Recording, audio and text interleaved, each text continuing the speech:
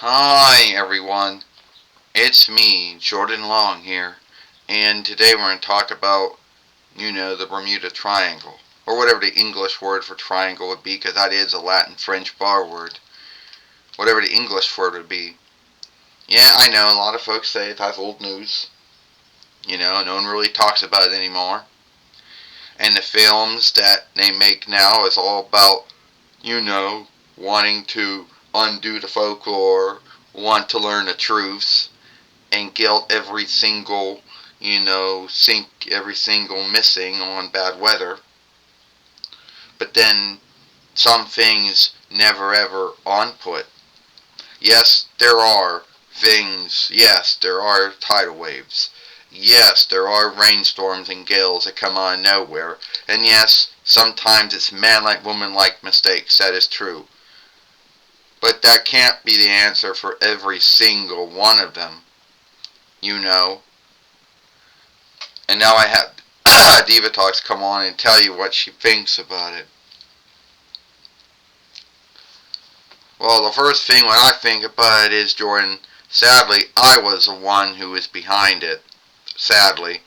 All those years, all those ships, all those boats, all those sky ships, you know. And I worked for what was known as the Millionth Council, or whatever Millionth Gathering, which you know, which that slight of the earth was their talking fairway. And when it opens, any ship or boat or sky ship of any kind going through it go missing, but they are not dead.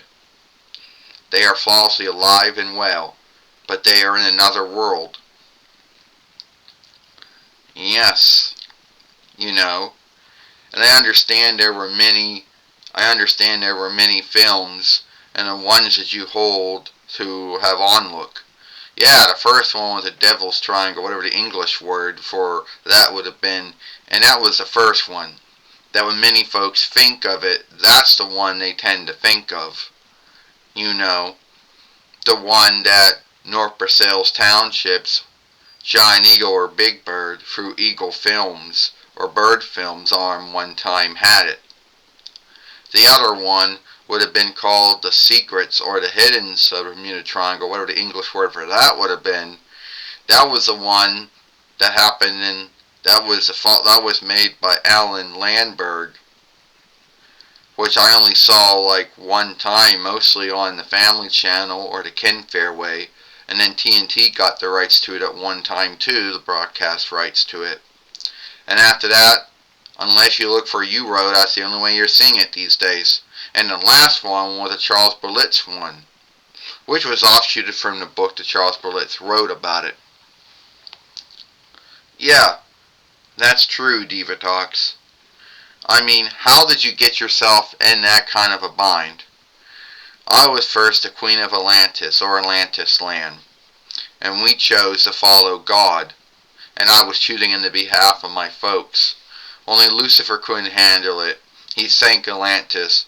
He cursed me to have an undersea ship, and cursed me to take anyone who was sailing or flying through that.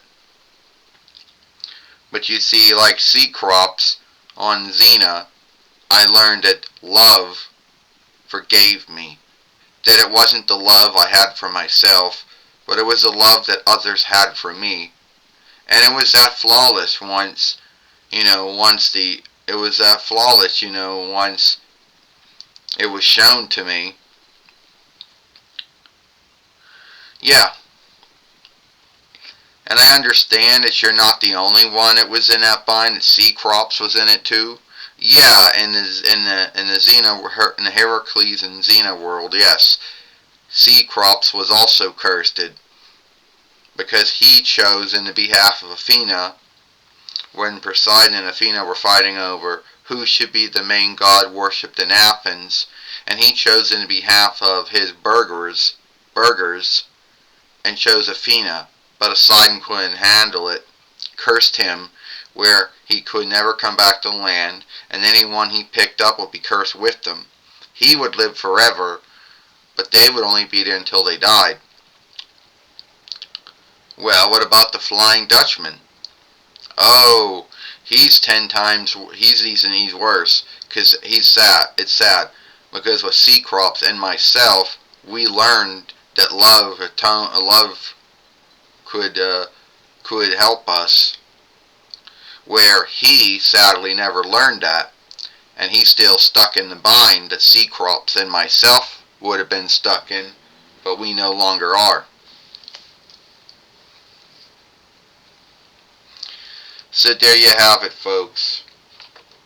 The woman behind whatever you want to call it, because it has more than one name.